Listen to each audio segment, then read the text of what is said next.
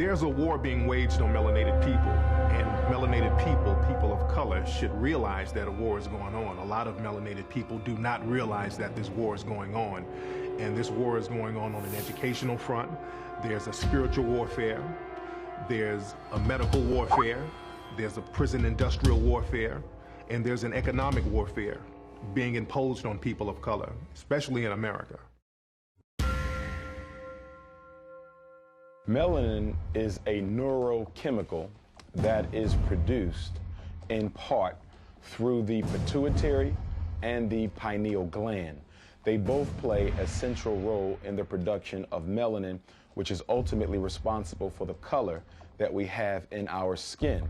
Now, historically, it had always been thought that melanin played a significant role in the intellectual propensity of African people. For example, when you study some of the Greek writings on melanin or the color of Africans, many of the Greek philosophers believed that that melanin played some sort of a role in how Africans had been able to create and develop some of the sciences that they had come to be known for. So melanin was always considered an intellectual sort of a chemical. The pineal gland, which produces melanin, it's shaped like a pine cone. And the origin of the word pineal literally means resembling a pine cone. Now, in ancient symbolisms, the pine cone has always been represented because people knew the importance of the pineal gland as it related to melanin and the universe.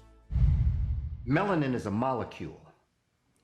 And the concept of melanin is, it is black in its nature. And we find it in the cosmos, we find it in the heavens, we find it in water, we find it in land, we find it in everything that exists. The sperm of the male and the egg of the woman, they're both layered with melanin, so that when the sperm penetrates the egg, there is a melanin explosion. And that melanin helps to formulate the fetus within that egg. And that fetus is literally coated with the melanin substance. And that melanin substance then goes on to form the brain and the central nervous system. So every human being begins with a melanin explosion. Melanin is an intelligence. It's an intelligence because it is the dynamic, the primary dynamic in every part of the cell. It's a primary dynamic in the core of the human being as well as to the surface of the human being. Its intelligence is responsible for the forming of the nervous system. Every part of the nervous system has these little black dots all through it, which essentially carry information. So melanin, from a physical standpoint, is that substance that accounts for what black people refer to as soul.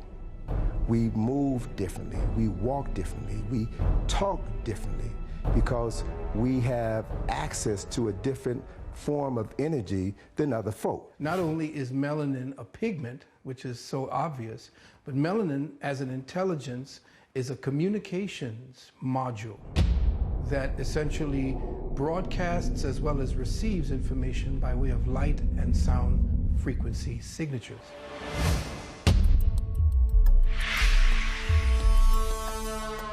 Scholars and scientists have been having conferences about melanin, to my awareness, at least since the 1920s. The pineal glands of most of our white brothers and sisters are calcified, and so they make less melanin. And that comes from the historical relationship to what we call the Permian Ice Age, that 10,000 years of glacial freezing that happened in Europe after the Africans who were the Grimaldi moved up there. And so it became the survival of the fittest.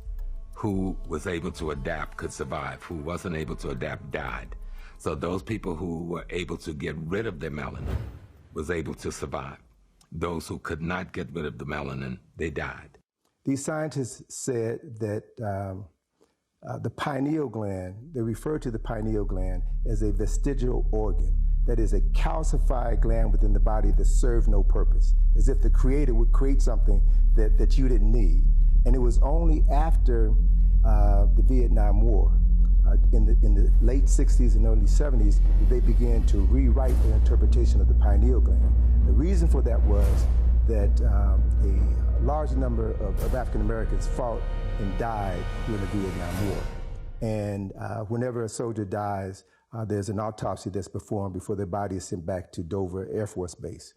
And what they discovered, what these physicians discovered, is that when they performed the autopsies, the 75 to 80% of the African American soldiers had a large functioning pineal gland. The pineal gland is normally about the size of your thumb.